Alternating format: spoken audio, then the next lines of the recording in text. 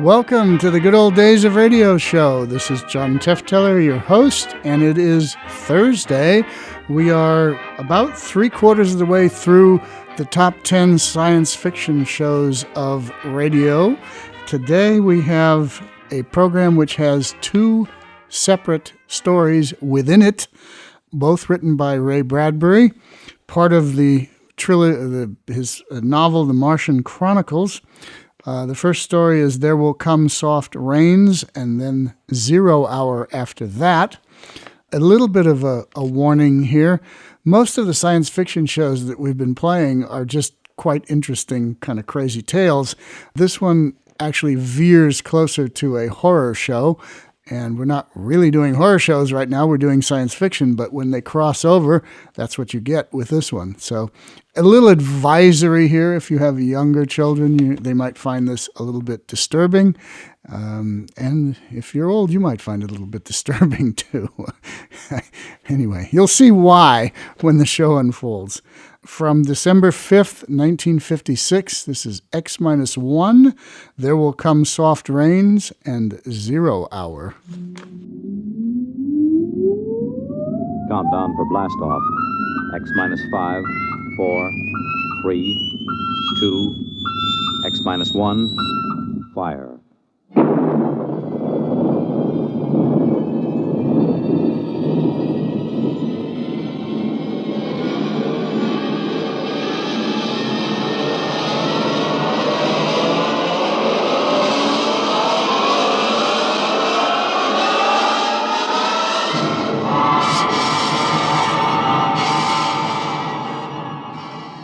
From the far horizons of the unknown come tales of new dimensions in time and space. These are stories of the future, adventures in which you'll live in a million, could be years, on 1,000 maybe worlds. The National Broadcasting Company, in cooperation with Galaxy Science Fiction Magazine, presents X minus 1.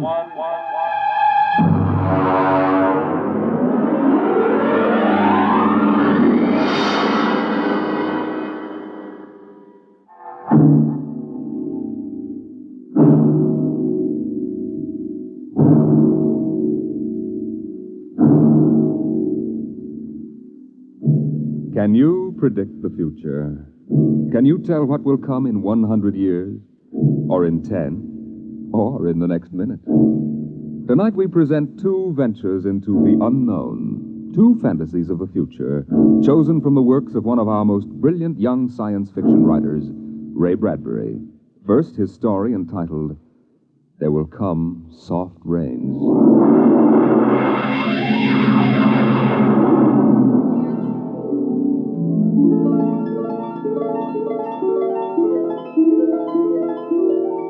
The house was a good house, planned and built to be lived in the year 1980. The real estate agent had told them all about it. Now, this is the bedroom. Of course, it contains all the latest devices, self-warming blankets, and, there's a brand new feature. Beds, which make themselves. Now, if you'll just step this way through the library, we can see the latest in talking book recorders, self-building fireplace, self-cleaning robot dust disposal. Oh, these little mouse-like things come out of the wall and take away all the dirt. Now, over this way. There's a complete robot kitchen, of course. Just set the menu for the week and the stove does the rest. Then there's the automatic hydroponic garden, self-sprinkling fire protection. See, the house is fully automatic.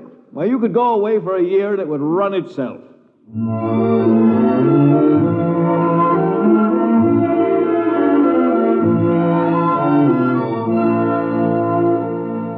And so the family took the house, the man and the woman and the two children, a boy and a girl. And they lived contentedly, enjoying music and poetry and the rich, warm things in life. And the house fed them and slept them and entertained them. It made a good life for them. Until one day, there were 10,000 explosions, and the world shook, and red fire and ashes and radioactivity fell from the sky. The happy time was over.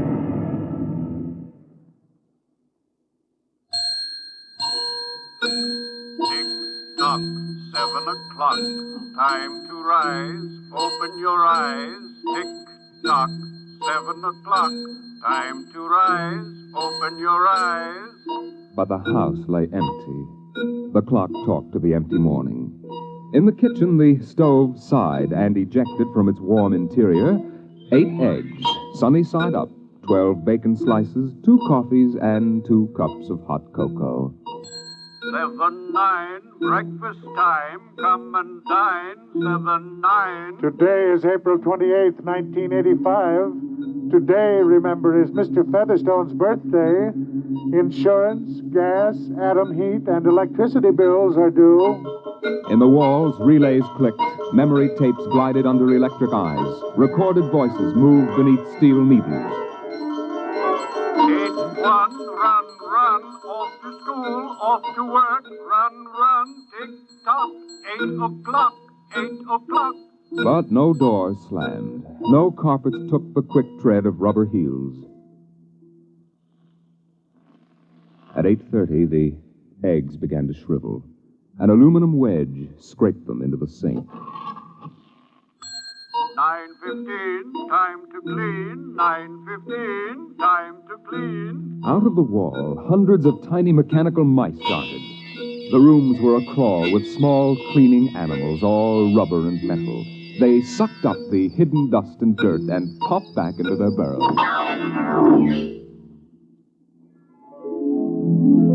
At 10 o'clock, the sun came out from behind the rain. The house stood alone on a street where all the other houses were rubble and ashes. At night, the ruined town gave off a radioactive glow which could be seen for miles. At 10:15, the garden sprinkler filled the soft morning air with golden fountains. The water tinkled over the charred west side of the house, the side which had been facing the blast. It was black, except in 5 places. One of the 5 places was a silhouette of a man mowing a lawn, just as he'd been the instant the radioactivity burned his image into the side of the house. Over there, a woman bent to pick flowers.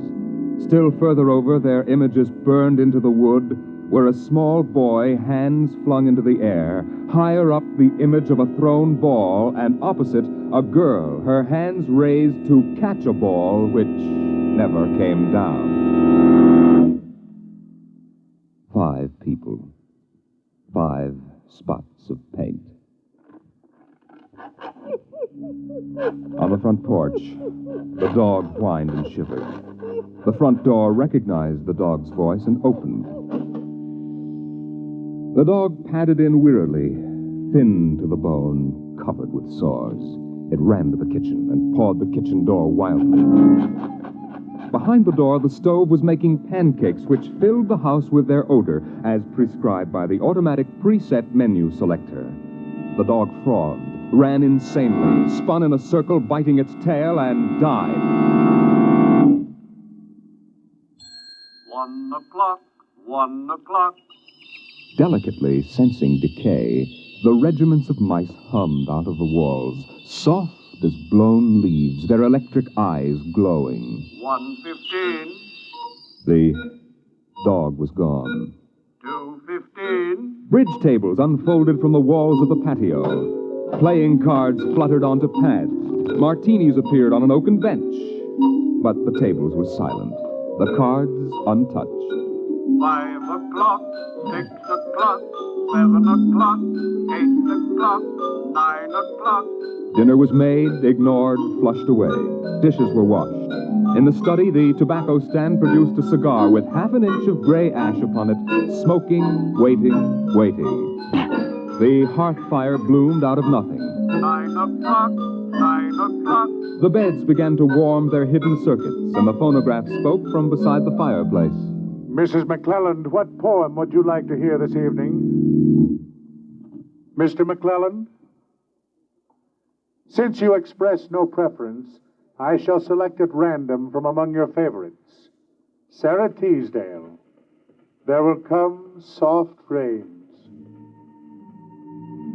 There will come soft rains, and the smell of the ground, and swallows circling with their shimmering sound, and frogs in the pools singing at night, and wild plum trees in tremulous white, Robins will wear their feathery fire, whistling their whims on a low fence wire. And not one will know of war. Not one will care at last when it is done. Not one would mind, neither bird nor tree, if mankind perished utterly. And spring herself, when she woke at dawn, would scarcely know that we were gone. The phonograph finished the poem. The empty chairs faced each other between the silent walls. At 10 o'clock that evening, the house began to die. The wind blew the bough of a falling tree into the kitchen window, smashing it. A bottle of cleaning fluid crashed on the stove.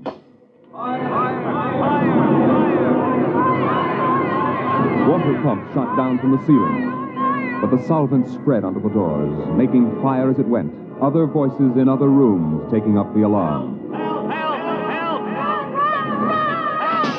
The windows broke with the heat, and the wind blew in to help the fire.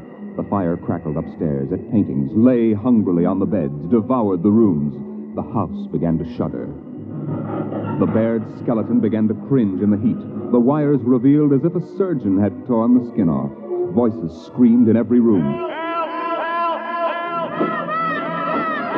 Windows snapped open and shut like undecided mouths. The time is now 10:10. Remember, it's now 10:10. Run. 1,000 things were happening at once. Like the interior of a clock shop at midnight, all the clocks were striking, making a merry-go-round of squeaking, whispering, and rushing. In the kitchen, the stove, hissing hysterically, was making breakfasts at a psychopathic rate. 10 dozen pancakes, 6 dozen loaves of toast. Then, there was silence. The film spools were burned out. The wires withered and the circuits cracked. Then the house began to breathe its last. The beams began to give at the foundations. Long cracks appeared in the concrete. The seams were burst from the heat. And finally, with a huge rumble, it crashed into dust and rubble.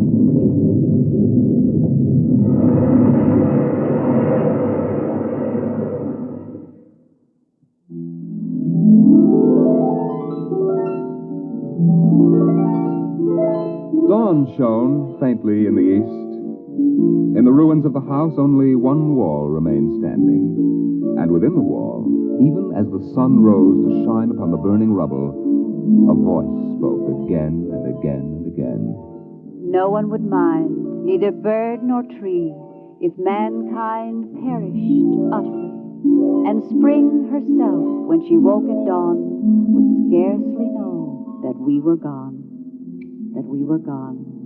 That we were gone. That we were gone. Today is April 29, 1985.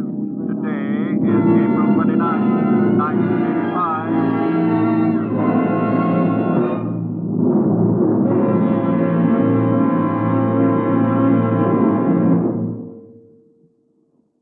Strange are the uses of Providence.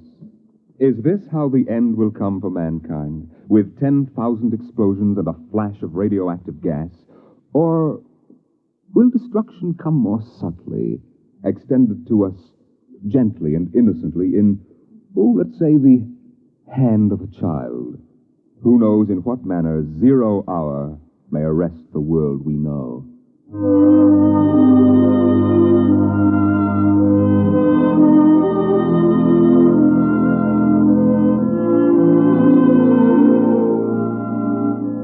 It was a perfect summer day in the year 1985. The streets were lined with green, peaceful trees. Businessmen sat in their quiet offices, taping their voices or watching televisors. Rockets hovered like darning needles in the blue sky. There was the universal quiet conceit and easiness of men accustomed to peace, quite certain that there would never be war or trouble again. There were no traitors among men, no unhappy ones, no disgruntled ones. The world was upon stable ground. Sunlight illumined the suburbs, and the town drowsed on a tide of warm, sunlit air.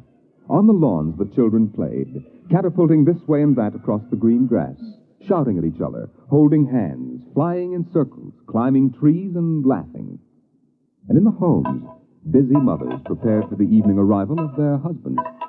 Excuse me, Mom. Good heavens, Mick, what's all the excitement? We're playing a game, Mommy. The most exciting game ever. What are you doing in that cabinet? I need some tools from Daddy's kit. Your father may not like... Oh, I'll take good care of them, Mom. I promise. Very well. Don't you lose anything. Oh, thank you, Mom. You want a glass of milk? Can't stop now, Mom. What's the name of the game, Mink? Invasion. Invasion. What will they think of next?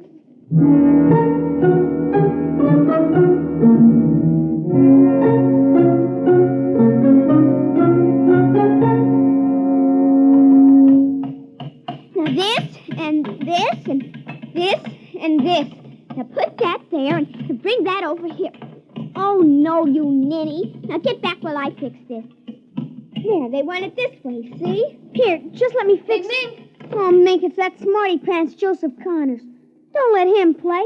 He's 12 years old. Don't worry, I won't. What you playing, Mink? None of your business, smarty pants. I want to play. Can't. Why not? You're too old. Just 'cause you're only 8. No, you'd only laugh at us and spoil the invasion. Make him go away, Mink. Go away. This is my backyard. Who wants to play with you and your old fairies anyway? They aren't fairies. Nuts to you. I don't want to play anyway. Good riddance. I'm glad you didn't let him play, Mink. He'd only laugh. Now, we'd better talk to Drill and get some more instructions, Art. Now, here's your pad and pencil. Where is Drill? Drill? Here, Drill. Drill? Well, he's in the rose bush, I think. I'll talk to him myself, and you write it down in the pad. Okay. Drill? Drill? Okay. Drill wants you to write down triangle. What's a triangle? Never mind. Drill will tell us when he wants us to know. It helps the invasion. How do you spell it? Well, I'll ask Drill. Drill, how do you spell... Here's your mother, looking out the window. Mink? Yes, Mother? Who are you talking to? The rose bush, Mom. Only it's not really a rose bush. That's Drill. Who's Drill? He's planning the invasion. Oh, I see. Well, you better come in and clean up for supper. Your daddy will be home soon. In just a second, Mom. You got that, Art? See now what? 4, 9, 7, and A, and B, and X, and a fork, and some string, and a hexagonal droopy. Come on, Mink. Supper's in 10 minutes. Okay, Mom. Just a minute. I have to tell Drill. I wish we didn't have to eat, though. It holds up the invasion.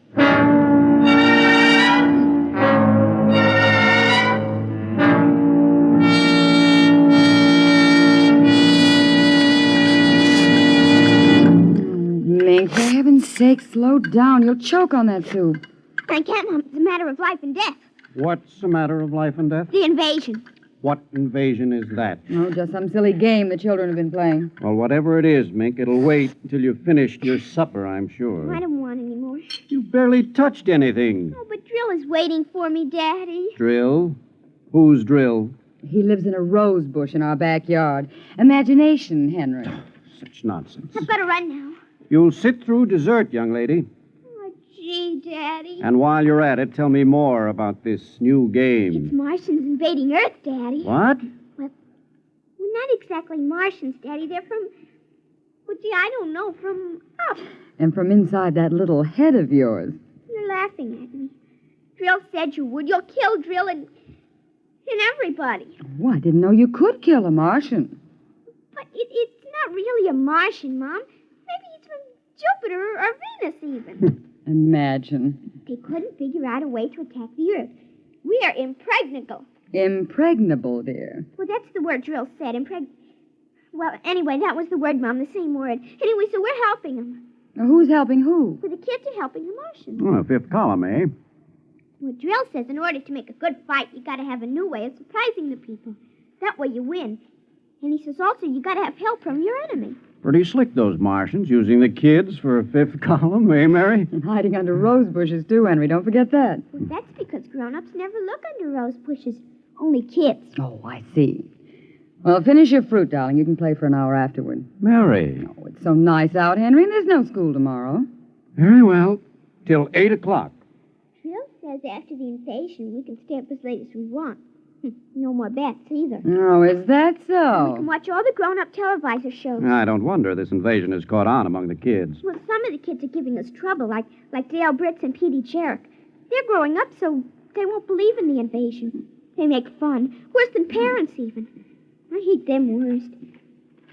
We'll kill them first. I hope you're saving your father and me for last. But Drill says you're dangerous. What?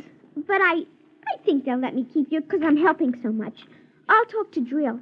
Maybe we won't have to kill you. Mary, I think this nonsense has gone far enough. Can I go out now, please? Well, run along, dear.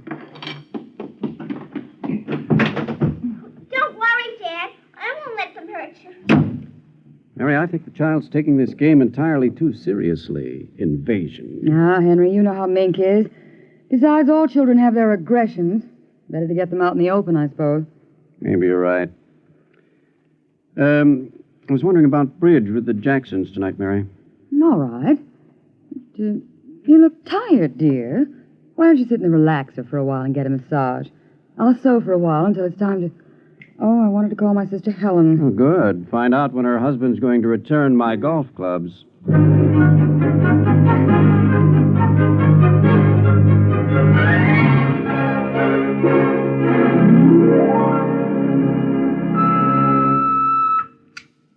Televisor. Would you please connect me with Mrs. Helen Rogerson on Channel 7 2Z, Pittsburgh, Pennsylvania. What is your channel, please? 817X, New Rochelle, New York. Thank you. Just a moment. Go ahead. You can see your party now. Hello, Mary. How are things in New York? Fine, Helen. How are things in Pittsburgh? You look tired. Oh, I've been having a terrible time with the children. Sick? No, just underfoot. They've got a new game that's got me just about crazy. It's called Invasion. Did you say invasion? That's right. Well, isn't that strange? My Mink is playing it, too. My boy Tim is all involved with some imaginary fellow named Drill who's running the invasion. Must be a new password. Mink likes him, too. How do you suppose these games start? My backyard looks like a scrap drive. They've got every conceivable kind of mechanical gadget arranged out there. I talked to Josephine Schiller in Boston, and she says her kids are wild about it, too. It's sweeping the country. Remember when it was the Roomba? Please, dear, I'm not that old. Mommy! Oh, please, Minky, I'm on the televisor. Come on, see your Aunt Helen. Hello, Mink. Hi, Aunt Helen. Look what I've got. What is it, honey? Well, it's a yo-yo. Look when I unroll it. See? Well, Helen, look, it vanished. Where did it go? Into another dim... She means dimension. Aren't they the darndest things? My Timmy brought one home, too. I can't figure out how they work. Make it reappear, honey. There. See, it's easy. Where'd you get it, dear? Drill gave it to me, Mom. Mink? Bye, Aunt Helen. Gotta run now. Mink, you come back here. I want to talk to you. Head, Mom. 0 hours, 5 o'clock. Mink! Bye! Oh, I can't understand it. The child's never been so unruly. Helen, do you suppose that... What? Nothing. Just a wild thought that... Say, the reason I called, I want to get that black and white cake recipe, and Henry wants his golf clubs. I don't know what he'll do if What was that? I don't know. One of the children must have been hurt. I'll have to run and see. Call me back tonight, will you? All right, Mary. Bye. Mink, come here. Yes, Mom. What is it? Who screamed? Peggy Ann. All right, what happened? Well, she got scared and went home. Did you hit her? No, she just got scared.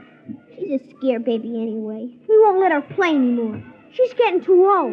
Now, Mink, tell me why she cried. No, I can't. Mink, you'll answer me this instant or come inside. I've had enough of this nonsense. Gee, I can't quit now, Mom. It's almost 0 hour. Then tell me what frightened Peggy Ann. Okay, she saw Drill. Drill? He almost came through. He was just testing. Through what? Well, those pipes and things we set up. She looked into one of the pipes and screamed. I guess she saw Drill. And no one hit her? Uh-uh. Very well, Mink. I'll call Peggy Ann's mother and see how she is. And I'll call you for your bath in half an hour. Your father and I want to go out tonight. You won't be able to go out, Mom. Why not? 0 hours, 5 o'clock, Mom.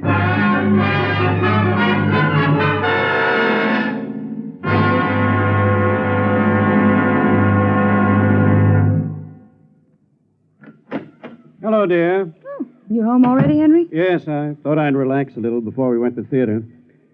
Where's the little one? Out back. Same game. Same game. They've got a stack of pipes and hammers and spoons a mile high out there.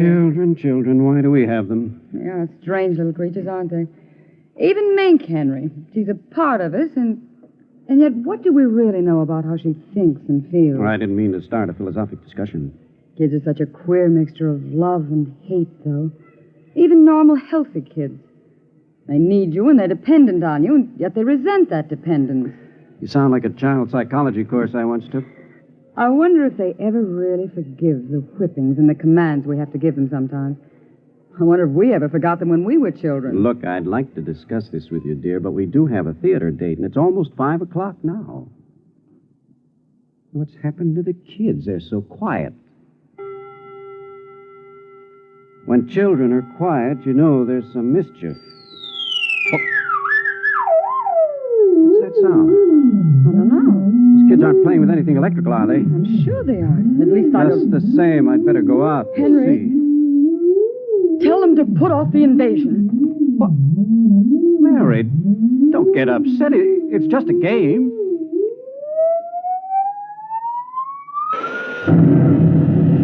Good Lord, what's that?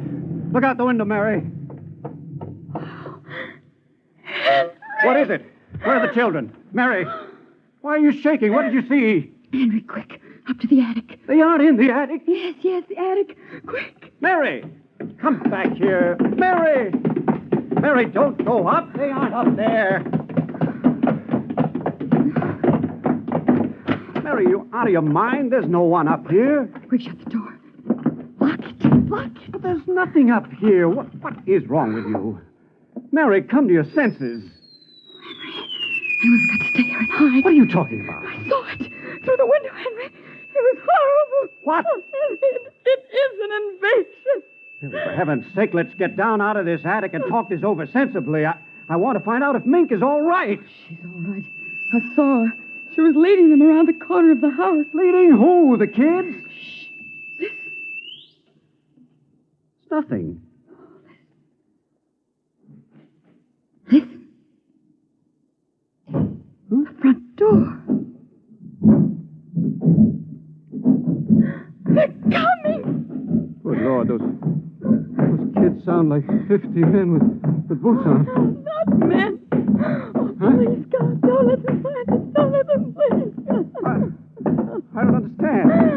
Who's there? Shh, don't shout down here. Who's down there?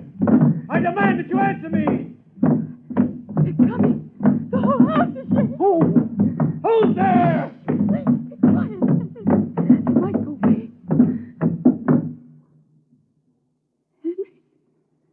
Henry? Mom? Dad? Are you in the attic? Henry, listen. It's Mink. Mink. We've got to save her. Henry, you don't understand. She's leading them. What? She's leading them. She's on their side. Oh, please, God, forgive them. The children on their side? Oh, she told us, but we wouldn't believe her. Henry, they're coming out! Mom? Dad, we know you're in there. Well, I guess you better melt the lock, Trill. Henry, the lock! It's melting! The door! Oh, dear God! Mom? Dad? Oh, I see you now. Peekaboo!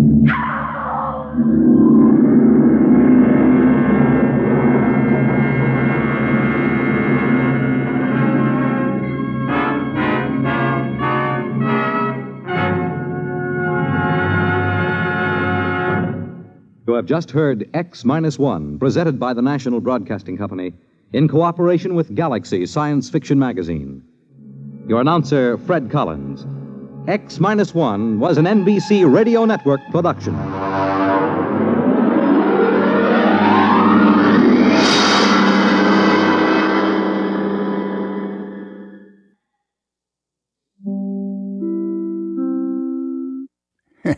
And a little child shall lead them. Great line from the movie Night of the Hunter applies here. All right, that's an unusual one. We'll be back next week with another great science fiction show. We're on show number 8 of 10. It will be The Martian Chronicles, more Ray Bradbury. Ray Bradbury was really a great, great writer and led the way in science fiction writing. Great fan. He was a great fan of the Universal horror films of the 30s and 40s. Always talked about watching Bride of Frankenstein in the theater and things like that. He was really into all of that, as well as the comedy show Vic and Sade. So he had all kinds of unusual likes. But interesting guy, and sorry he's gone. All right, this is John Tefteller. We will be back on Tuesday with comedy, variety, and drama, and next Thursday, Top 10 Science Fiction Show number 8, The Martian Chronicles by Ray Bradbury. More Ray Bradbury. Okay, until next week, tell your friends, make comments everywhere, get your friends to listen to this show, and thank you so much. Goodbye.